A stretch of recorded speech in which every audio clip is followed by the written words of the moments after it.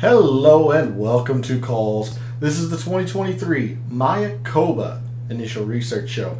Hope you had a successful weekend. Like I did, I feel like I was pretty spot on with a lot of things for the Bermuda.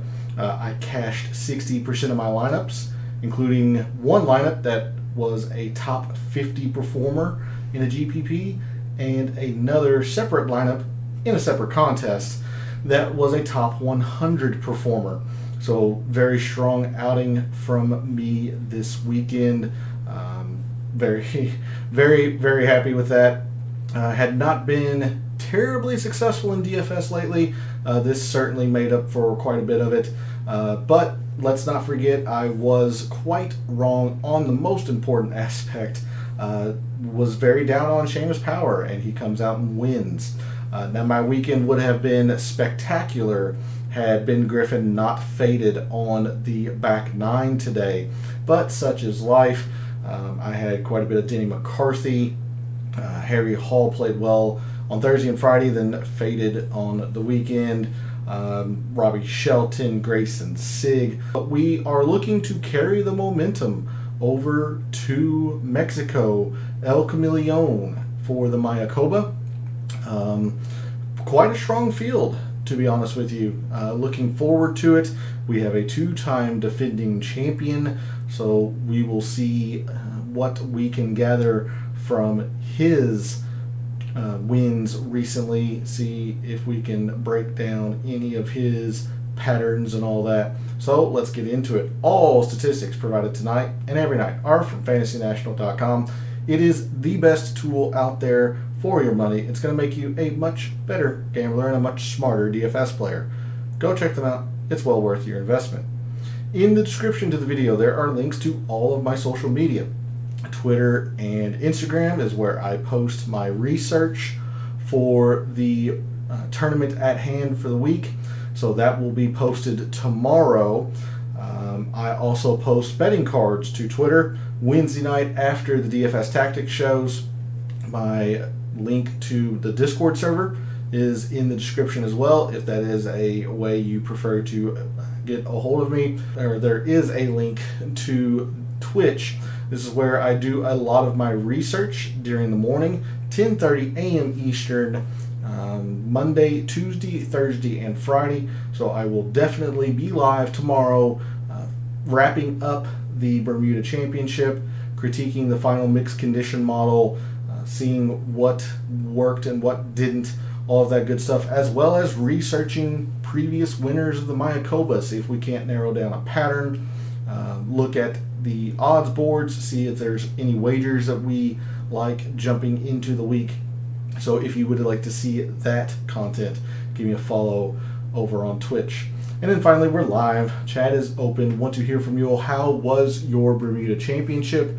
Did you play Seamus Power? Did you play Denny McCarthy, Ben Griffin, who I've been very high on this fall? Did you avoid Chad Ramey and Sam Ryder that I recommended? I want to hear from you all. And then what are you looking forward to early on in the week for the Mayakoba? Would love to have that interaction.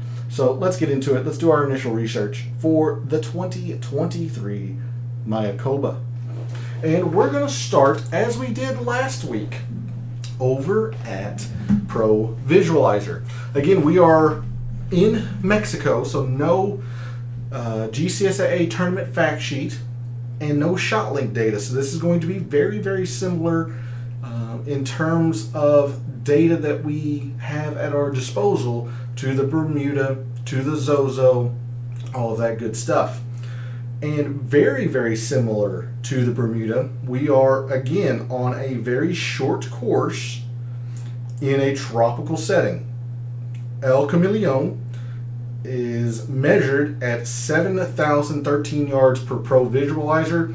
It plays a little bit longer than that, but it's still going to be a short course defined by Fantasy National, so we are definitely going to be looking at short course metrics again this week. We're going to be putting a little bit more emphasis on the yardages here, as when we move to Fantasy National, the course breakdown has a little bit of a convoluted mess. I do not know if the Mayakoba has changed its layout in years prior or from years prior. It looks like what has been done. So I'm going to grab majority of the yardages from here in Pro Visualizer. We can see, again, very short course, just over 7,000 yards. 7,000 yards. It is a par 71, so 3 par 5s, 4 par 3s, just like the Bermuda from last week. The course layout, your par 3s are all straight away. You got your fair share of dogleg lefts and rights. Elevation profile, again, not too much in terms of up and down.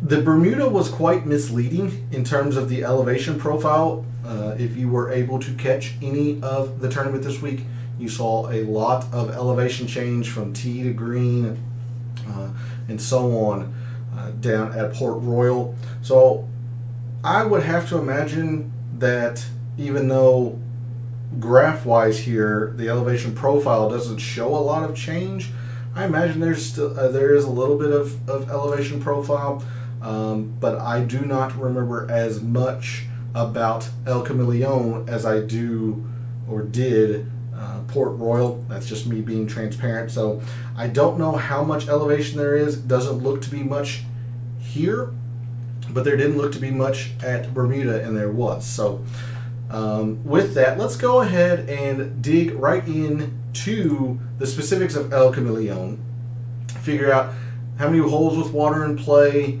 all of that good stuff. So we wait for Pro Visualizer to load here, and again, a reminder that all I can go by is the listed yardages of driving length and then approach shot. So that's what I have to go on with in terms of the Microsoft Excel charts that I make for you, and I'll show that again like I did for the Bermuda this week. Hey James, thanks for tuning in. My lineups turned out to be great. Monetarily, it was pretty darn close to even. I was successful, but pretty darn close to even. But that does not convey how well I did this weekend. I cashed 60% of my lineups, including one that was a top 50 performer in one contest, a top 100 performer in another contest.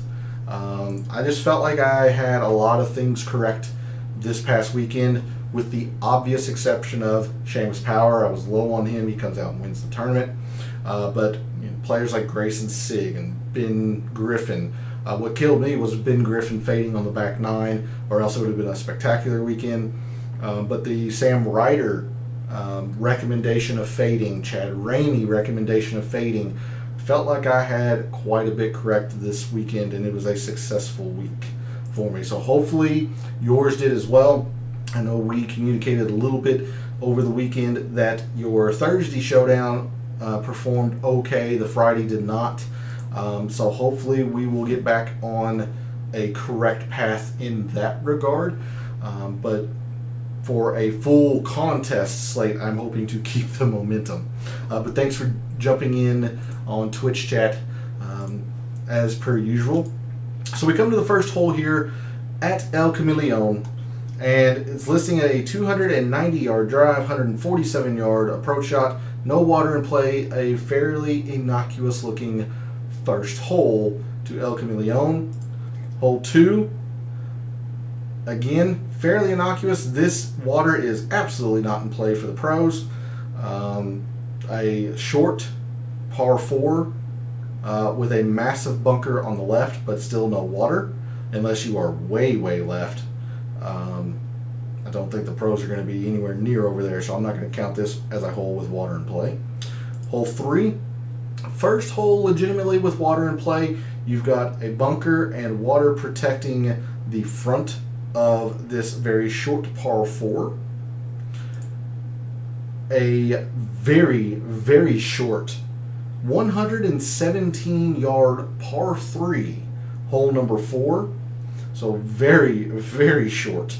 And you can see where the distance factors for this course are already. Even though this is the first par 3, none of the other par 3s measure above 200, I think. If there is one that's 200 yards, it's in the 2.0s. So we have very, very short par 3s this week at El Camaleon. But the first par 3 of the course, hole number 4, 117 yards. Hole 5, water all along the left. So that is now 2 holes with water in play. But an attackable par 5, absolutely, especially since there is bailout right. There is no penalty for the players attacking this green in 2 and missing as long as they are short right. So this to me is very easily an attackable par 5. Hole 6, again, some water in play, so I will say this is the 4th hole with water in play, but have to be pretty wayward for it. Straightaway-ish par 4 with a bunker protecting the front. Oh, I believe I skipped 7. I did. Another par 5 here, the longest hole on the course, 573 yards, but again, still attackable, as there is no water in front to force the players to lay up. A 300-yard drive to what is saying a 273-yard approach shot, which most pros will be able to at least get to that distance. So again, another attackable par 5. So the 2 par 5s on the front are both attackable. The third one on the back 9 we will see is attackable. So all par 5s attackable here, which is going to be a theme of scoring here if it hasn't already jumped into your head. But we've got 3 or 4 holes with water in play. Nothing too severe, except for maybe the par 4, the short par 3, 117-yard par 3, 4th hole that has a lot of water in play. We move to hole 8, another short par 3, 149 yards on the scorecard, no water in play, just a straightaway par 3. Hole 9, again, no hazards in play. Just a wide open dogleg left par 4. I seem to be double clicking. Hole 10, a 198-yard par 3, water on the right, so that makes 4, maybe 5, but I'm going to say 4 holes with water in play. You can see right pins can be tricky for this hole for obvious reasons, but again, a straightaway par 3 with water on the right. Hole 11, water not in play for the pros, so straightaway short par 4, 362 yards, not drivable, but short par 4. Hole 12, straightaway par 4, a little bit longer at 448, but still only 4 holes with water in play. 13, I will say this is in play. Just in case wind direction, maybe the course has dried out, gets a lot of run. We'll say 5 holes with water in play. This is a very short par 5 at 520 yards. So even a drive of 290 only leaves pros with a 230-yard approach shot. And again, no hazard around the green, so no real penalty for attacking the green unless you are very wayward. But again, all 3 par 5s attackable. 14, 6th hole with water in play, a slight forced layup. You can challenge the water to about 310 or 315. You see here a 285-yard drive, fairly conservative, laid back. You can challenge to about 310 to 315, I would imagine, but a fairly long 162-yard approach shot to a green protected by a massive bunker on the left here. So 6 holes with water in play. 15, straightaway par 3. Nothing really to it. Massive green, small, I can't even say it's a pop bunker, just a small little circular bunker protecting the front left. 16. I will say there's water in play on this one, especially off to the back here, so that's 7 holes now with water in play. But a long par 4, the hardest hole on the course, 513-yard par 4, demanding par 4 that will require a 200-plus approach shot that if you bail right, you are in a massive bunker. You cannot go long for the penalty there, and the left is also protected by a bunker. So just a very demanding par 4, 16th here. But 7 to 8 holes with water in play. 17, 8 to 9 holes with water in play. Again, water's coming to the edge of the green here on the left side. Very short par 4, 387 yards. And then to round out the course, a very straight 464-yard par 4 to end the day. So there's a look at Mayakoba. Picture-wise, some holes with water in play. So roughly half, 8 to 9 holes with water in play. Not very long. We have one par 4 that measures above 500 yards. We have no par 3s that measure 200 plus. So again, that is where the lack of length in the course is coming in. These very short par 3s. So with that, I'm going to close these out as it demands quite a bit of my system. Before I move to this course breakdown, and you can see that Fantasy National actually lists 27 holes or so, or 24 or so. Just seems like routing has changed from previous years. So instead of trying to finagle through this, let's go to Microsoft Excel like I did last week for the Bermuda. And we're going to start with this graph here, the hole yardages, also the hole composition chart in Fantasy National. We see the par 3s. You have 2 that are measuring from 0 to 150. Do note that the other one here is 149 yards, so it could very easily fall into this bucket here. But we saw the par 3 fourth at 117. That is going to be solidly right in this bucket. 1 on the scorecard from 150 to 175. 1 on the scorecard from 175 to 200. So very short par 3s. Par 4 wise, we have 3 that measure from 350 to 400. We have 5 that measure from 400 to 450. That is where the majority of the holes fall here at El Camaleon. 2 from 450 to 500 and 1 500 plus par 4. And then par 5s, we have 1 short 500 to 550 and 2 medium length par 5s that measure 550 to 600. So we'll see how accurate or similar the Pro Visualizer hole yardage chart is to the one in Fantasy National. However, what I more wanted to see, and this seemed like it was a pretty big success last week, if I had to guess, were the estimated proximities. And last week we really focused on the 100 to 125 at the Bermuda. So here at El Camaleon, I've put all 3 par 5s here at 200 plus. There is the yardages here if you wanted to see.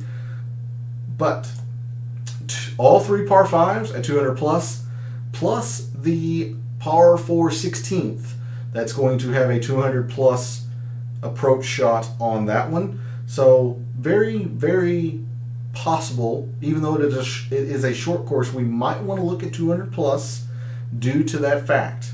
However, the majority of the approach shots seem to come between 100 to 125 and 125 to 150.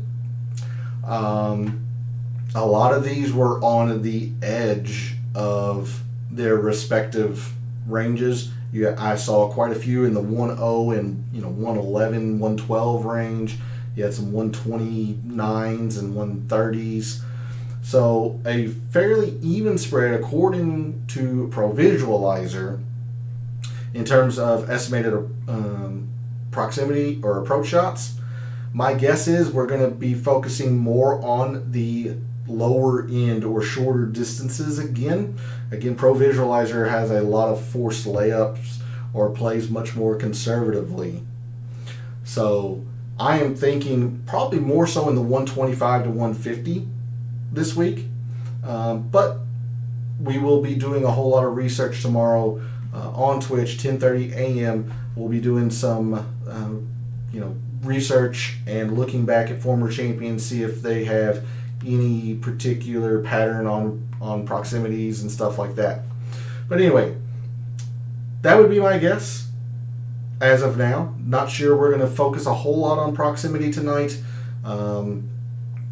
especially since that's what will be the daily dive tomorrow. And if you join me on Twitch, we'll do a lot of research in the morning. So there's a look at those two charts that are normally in Fantasy National, and they might be in Fantasy National. Well, this one won't be. I misspoke. This one will not be in Fantasy National because we don't have shot link data. Now the whole composition chart might be in Fantasy National. We'll see how similar it is to Pro Visualizer, but I absolutely wanted to get a feel by at least what Pro Visualizer is saying where the approach shots are coming from. So with that, I am going to save this. We are going to close this out, and then we are going to move to Fantasy National. So you can see it looks like routing has changed at some point in the past. You can see the first used to be a par 5, the second used to be a par 3, so on and so forth. I didn't want to have to mess around with that. So we're not going to do too much in this regard. The par 4 third looks like it has not changed. But what you see here is a lot of green. You do have a couple of holes that have eagle opportunities. Actually, that's not even in play anymore. The 8th is now a par 3, I believe. The 13th is still a short par 5, so that one's in play. And this is why I didn't want to continue to fumble around this scorecard. It looks like El Camaleon has changed its routing over the years. But you do see quite a bit of green, and that's going to be a theme when we go to the past prior conditions. So let's go ahead and move on into the strokes gained by hole by par. And for your top 10s, it is all about the par 5s here. Almost 2/10 in par 5s, whereas the par 3s are slightly over 1/10. You move up into the top 5s. The par 4s start to catch up to the par 5s. Par 5s do jump the 0.2 threshold. And then the winners, again, more of the same. It's a very similar pattern here. Consistently, the par 5s have been the most important year over year at the Mayakoba. You see that we don't have any strokes gained by shot type, approach, off the tee, etc. Again, no shot link data. So we will have to go into Microsoft Excel and see if the data holds up to the scrutiny of what these graphs are showing, being that the par 5s are extremely important, par 3s less so. We move down into the whole composition. This is one of the charts we can compare. So right off the bat, I remember there were 2, 1, and 1. This is saying 1, 2, and 1. Very close. I imagine the 149 is probably the one that's getting moved in here, but very similar in terms of the par 3s. We had 3, 5, 2, and 1. So this is saying there's a lot more 450 to 500s here at Mayakoba or at El Camaleon than what was shown at Pro Visualizer. So I will absolutely be doing some research tomorrow, trying to find this year's scorecard, if not this year's scorecard, or at least an official one from last year, to get a feel for exactly some of these yardages. I still feel pretty darn confident that we're going to be wanting to look at the 125 to 150. But if we do indeed have more 450 to 500s than what was shown, then the 150 to 175 does make some sense. But again, only one long par 4, 500 plus, and then the par 5s match exactly one short and two medium length. But speaking to the difficulty or lack thereof of the course, you can see birdies 21.5% of the time, bogeys only 13% of the time. There are a few doubles, and that comes with the holes with water in play, but 13% and 1.8% birdies there are a lot of on this course. We saw that up here, no matter how the routing was. Lots of green up there. A pretty easy course by professional players' standards. You see the historic cut line got all the way up to +4 way back in 2012, but lately we have hovered in the minus, we'll say 1 to 2 range.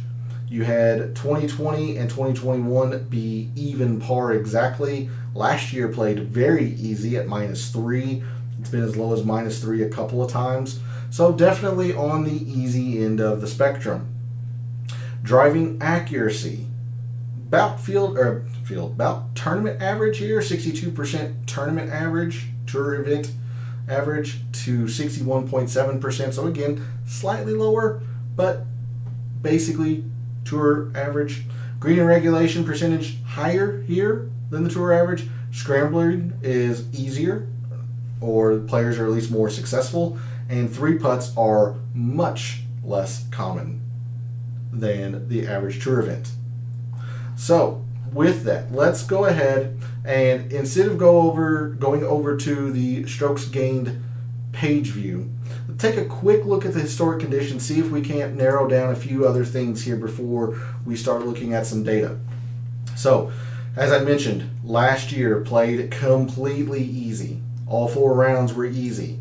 In 2021, you did have 1 round of difficult, but mostly easy.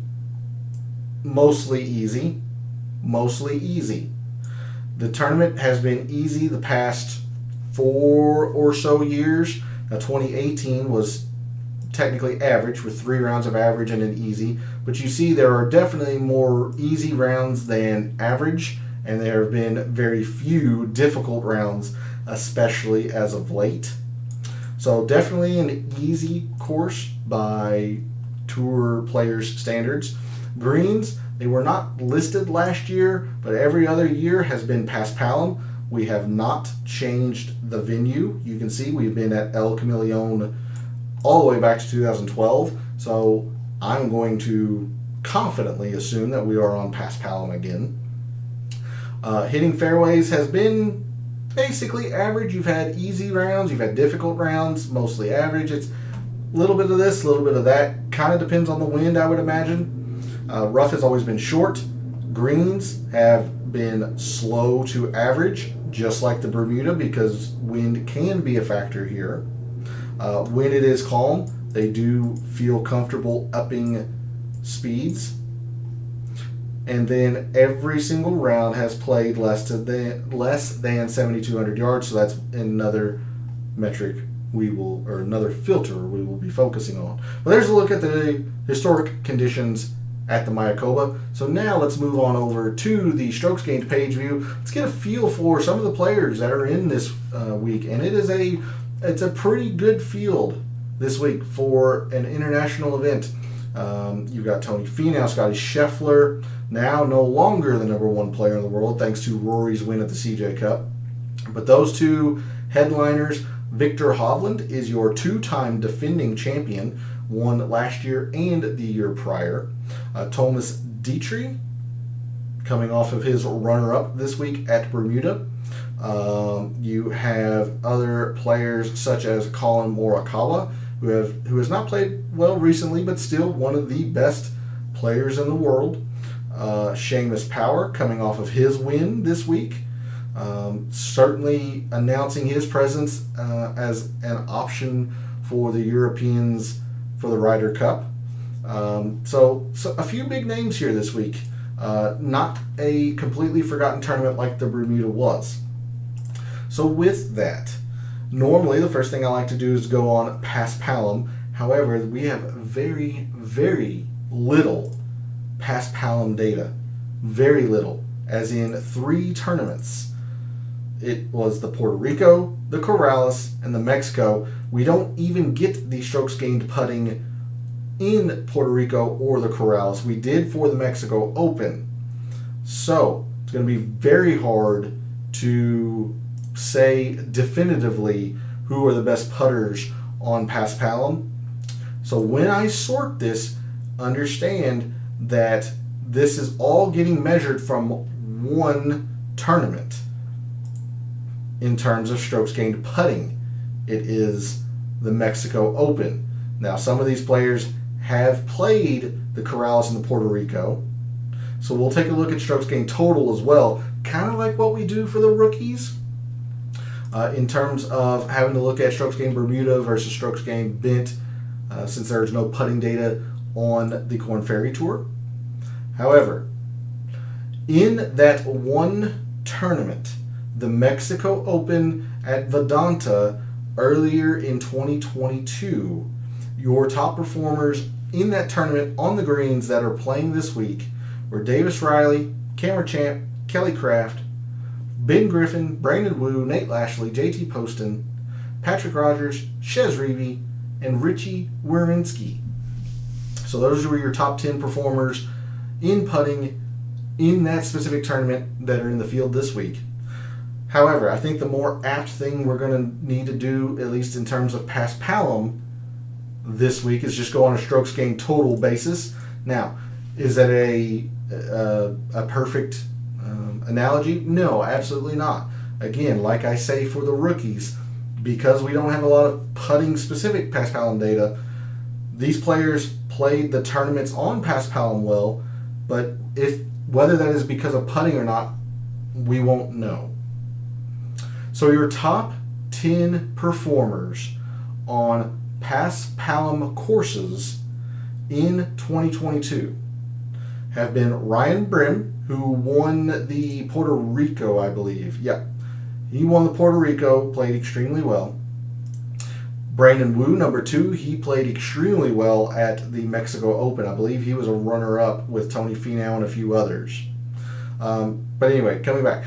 Your top 10 performers on Paspalum courses.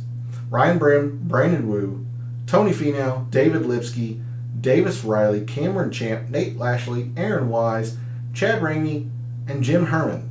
Chad Ramey was your winner at the Corrales early on in 2022. John Rahm was your winner in Mexico. Did not play, is not playing this week. But Brandon Wu has played all of those events very well, or all 3 of those events very well. Like I said, he tied for second at Mexico. Corrales, he at least made the cut. And Puerto Rico, I think he was very, very high up there, maybe a top 5. But we'll go into that later on, especially probably tomorrow. But there's a look at your top performers on Paspalum courses in 2022. Now, one thing that I can be extremely confident about, this course is short, and I am going to look at some easy course metrics this week. So, again, the Bermuda, not in Fantasy National yet, will be in there tomorrow. Your top performers on short courses in 2022. Seamus Power, JT Poston, Russell Henley, Keith Mitchell, Brian Harmon, Andrew Putnam, Tom Hoagie, Ryan Armour, Adam Hadwin, and Eric Van Rooyen. I skipped Denny McCarthy. He has already withdrawn, along with a couple other players, Taylor Moore and Webb Simpson. So, again, Denny McCarthy has withdrawn. Webb Simpson has withdrawn. And Taylor Moore has withdrawn. Those 3 names have withdrawn so far early in the week for the Mayakoba.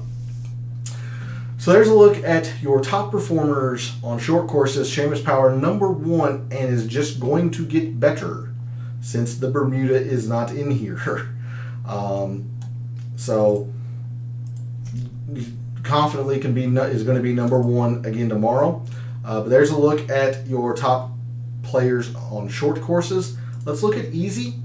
I'm a little less confident in terms of looking at easy rounds, but I would say the majority of the time this tournament has been easy. So again, since the beginning of 2022, your top performers in easy rounds have been Tom Hoge, Tony Finau, Seamus Power, Maverick McNeely, Andrew Putnam, Ryan Palmer, JJ Spawn, Mark Hubbard, JT Poston, Matt Kuchar, and David Lipsky.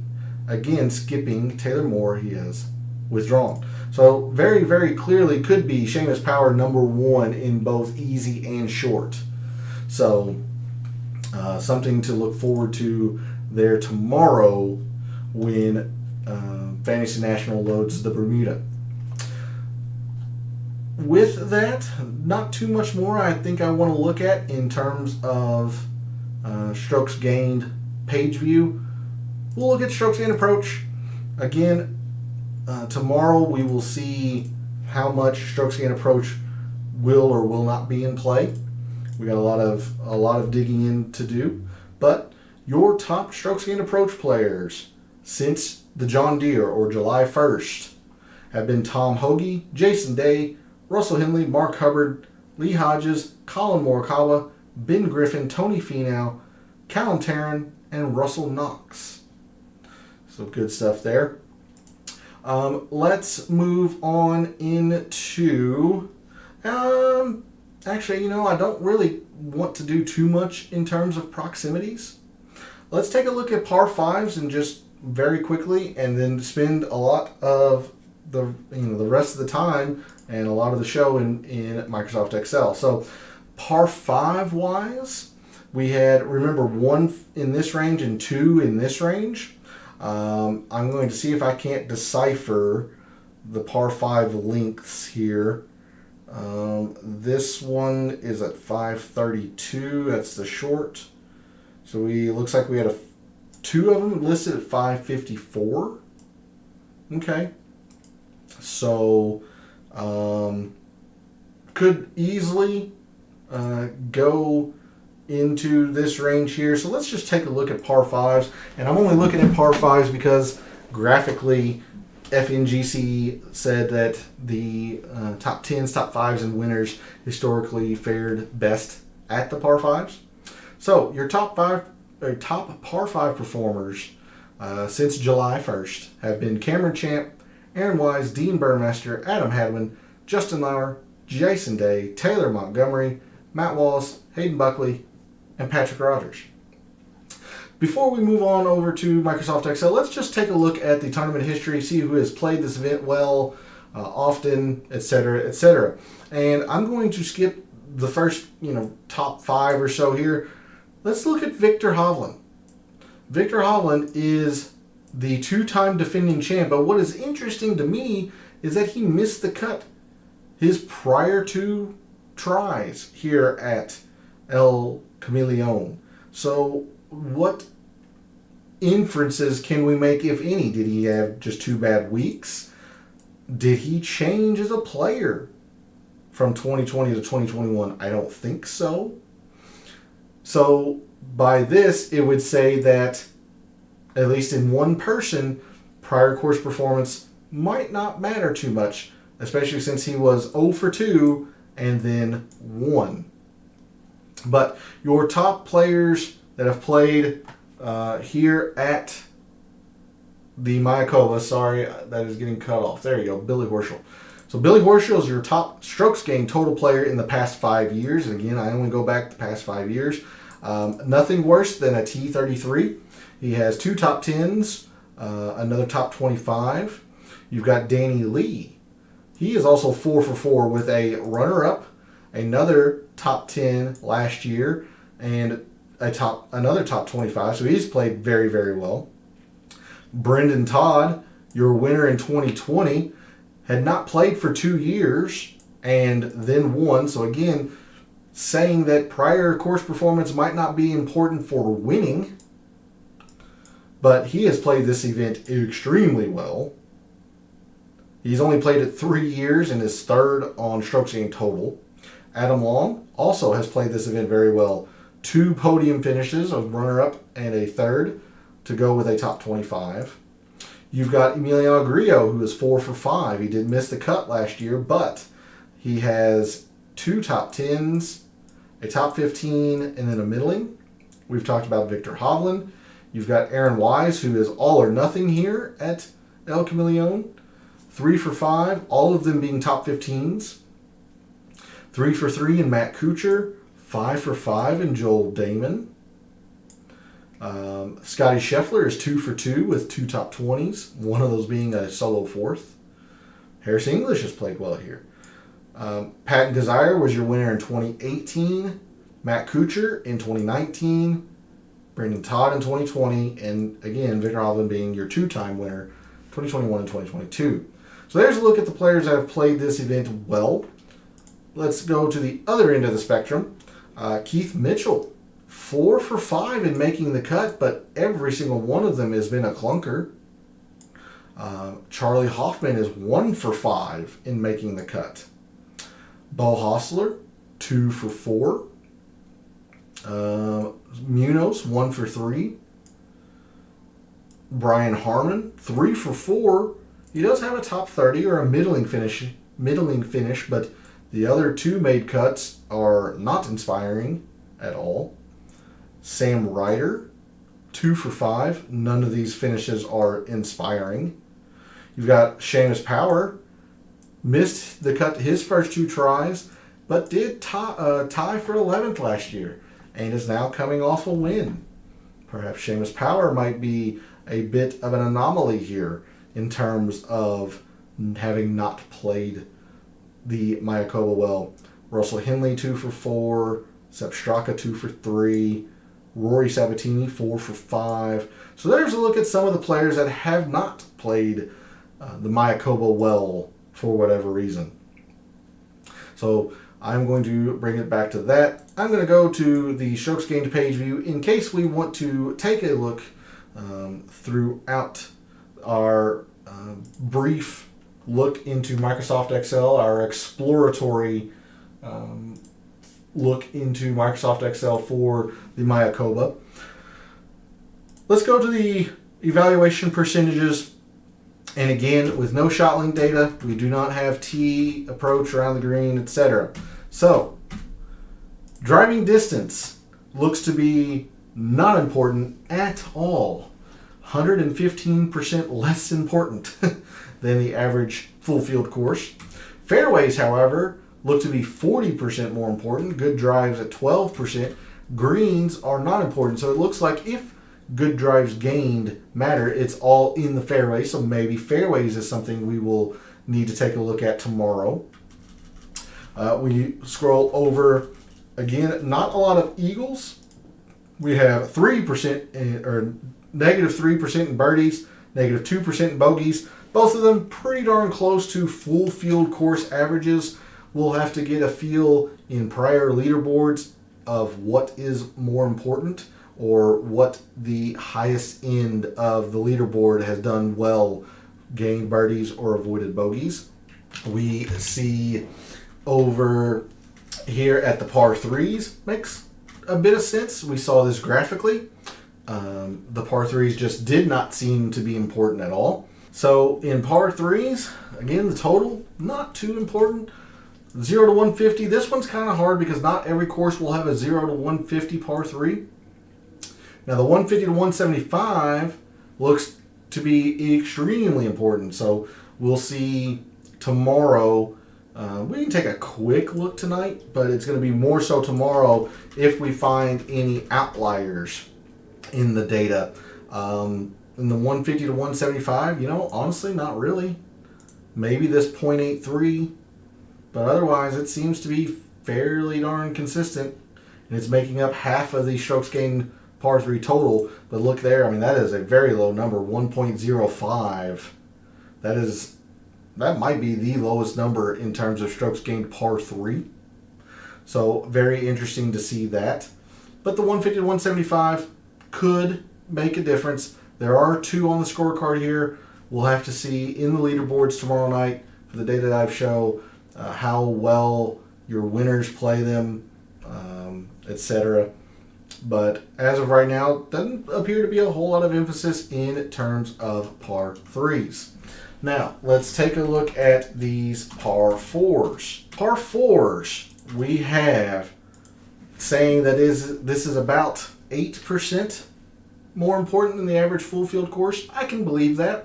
There was a little bit of correlation there in terms of the graphs that we saw in Fantasy National. It looks like the majority of the strokes have been coming from 350 to 400, however, or at least that has been the most important in terms of relation to other full field courses. It looks like the 400 to 450 is not important at all. So let's kind of take a look here and see what we're getting at with these par 4s.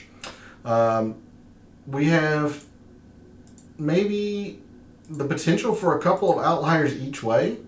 It's interesting to see, but that's still a pretty good size number. You remember the par 4s were extremely important at Bermuda, and we don't have this year's tournament info yet, but on the average it was a 4.9. This is a 4.76. That's not too far behind. So similarly, probably going to be putting some weight into the par 4s this week early on in our research.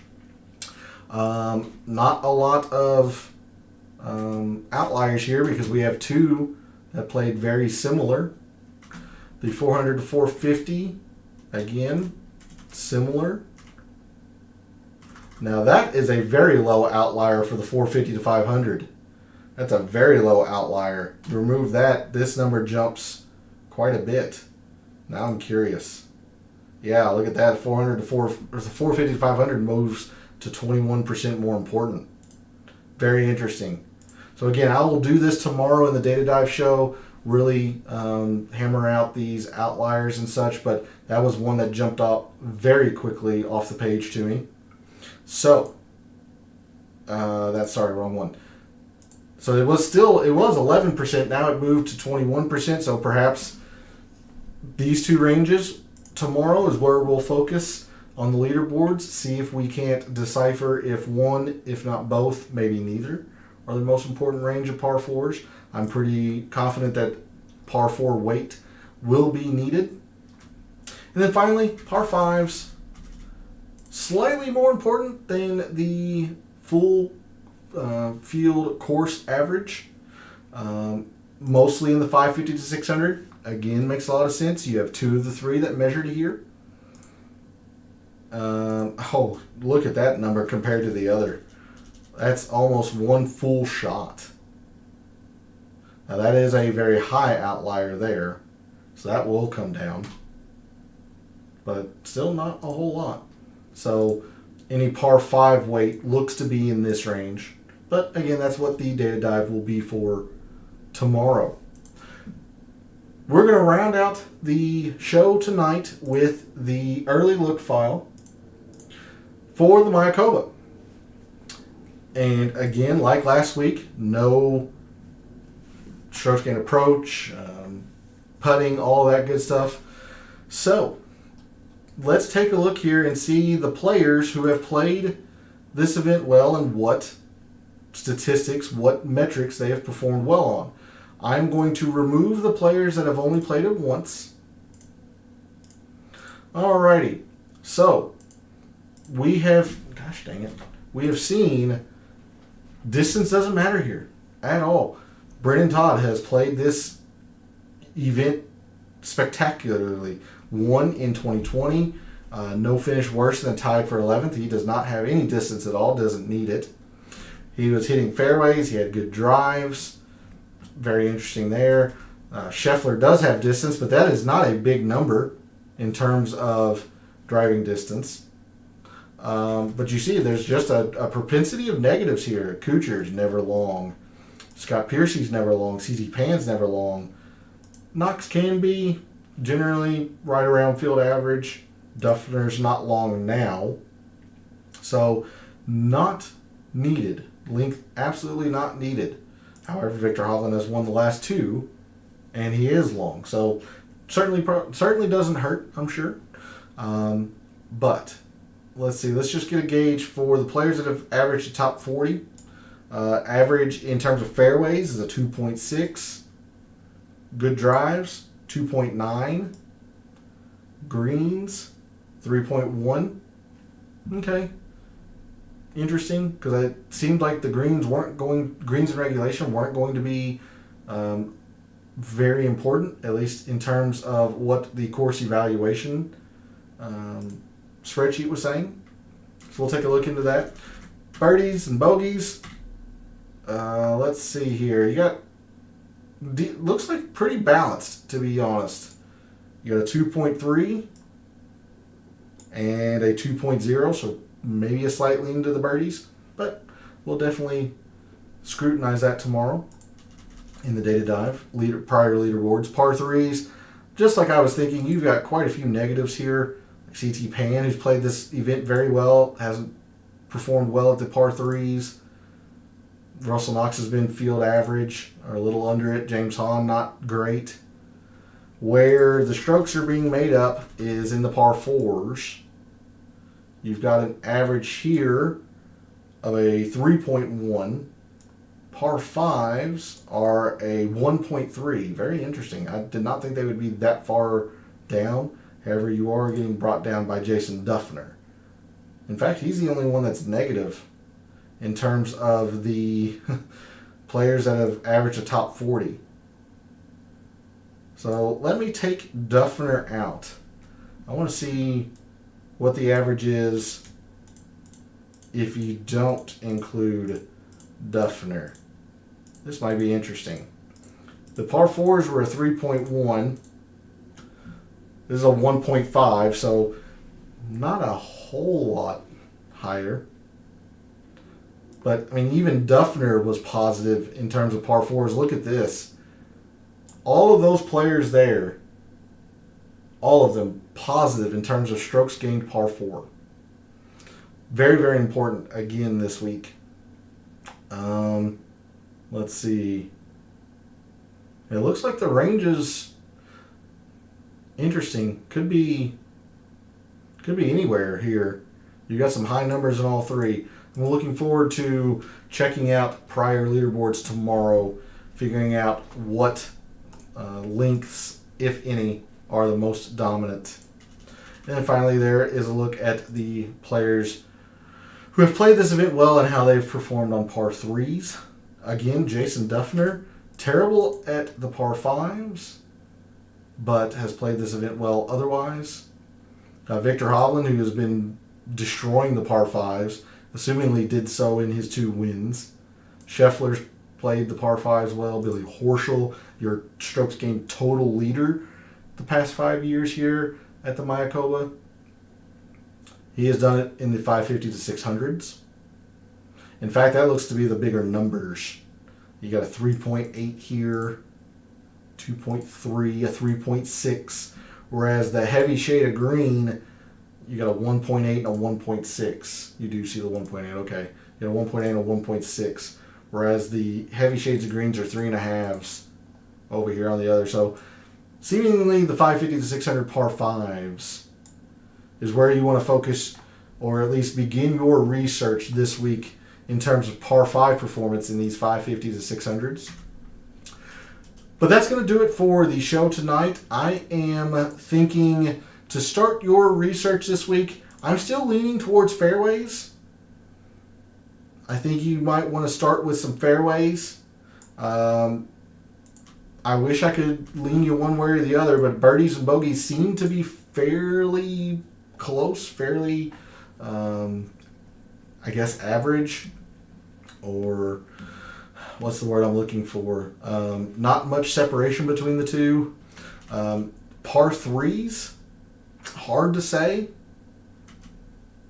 Right now I'm going to say par threes total, and we'll see tomorrow if we can get a gauge on what's the differentiating factor. But if I'm going to start my research this week in par fours, par fives, 550 to 600, fairways.